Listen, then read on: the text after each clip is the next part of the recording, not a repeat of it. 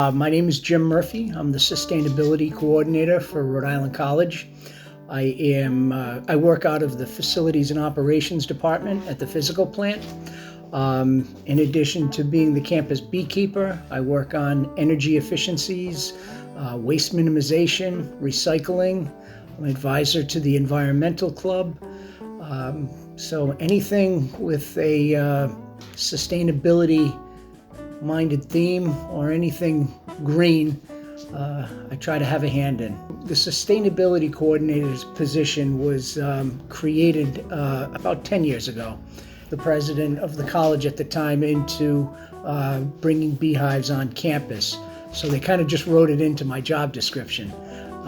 I took a class with the Rhode Island Beekeepers Association, became a beekeeper. Ed Lafferty from the Rhode Island Beekeepers Association and Scott Langlois, who's now president of the Rhode Island Beekeepers Association and who is also a RIC alum, were all mentors of mine over the last 10 years with the beehives here at the campus. The funding is acquired through field trips that we do.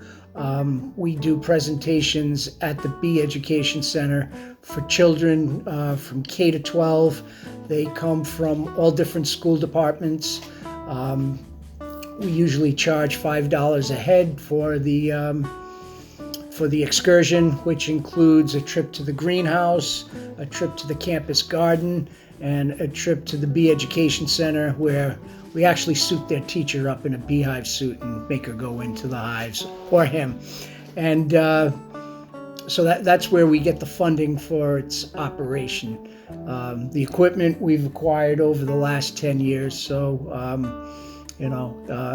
we have had equipment donated, but for the most part, we survive on what we make on field trips, which since COVID-19 has been a tough year. We're down a little bit this year. So yesterday we were out at the hives and we found 6 supers. That's basically a box of 10 frames. Each of those frames had about 5 pounds of honey on each frame. We then blew out the bees with a leaf blower. They weren't too happy, but we were able to get the frames back here to the physical plant with only about a half a dozen bees as opposed to 6,000. We then started uncapping it in our uncapping tank, and from there we put the frames, once the wax is uncapped, and the extractor spins, the centrifugal force pulls the honey out, and then we filter it into buckets. Once it's in a bucket, we let it sit for about a week, and then we put it into a bottling tank. The bottling tank is a dual-walled tank where we use water on the outer wall to warm up the honey to about 95 degrees. That enables anything that gets through the filtering process here, that will then rise to the top, and then we bottle the honey off the bottom. So it's pure RIC honey.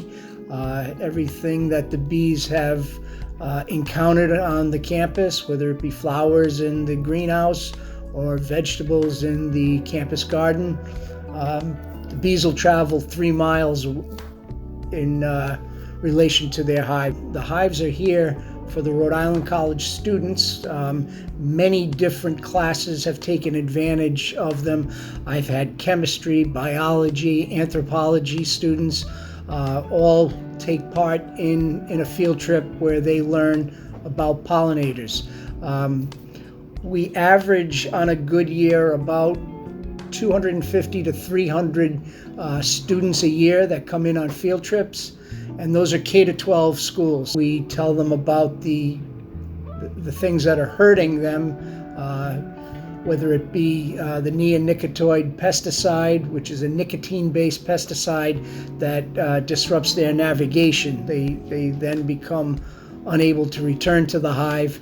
We talk about the varroa mites, which is a pest that also hurts them. And we also talk about monocropping. So bees like different sources of nectar and pollen.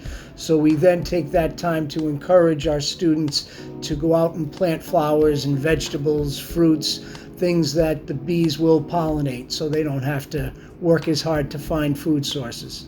We have a website off the RIC website. It's the Rhode Island College Bee Education Center. You can learn more about us there. We invite anybody that wants to become involved with the Environmental Club to get in touch with me or the president, Maria Gaskell. It's a fun hobby. It's an important tool at any school to learn about how important pollinators are to our food sources.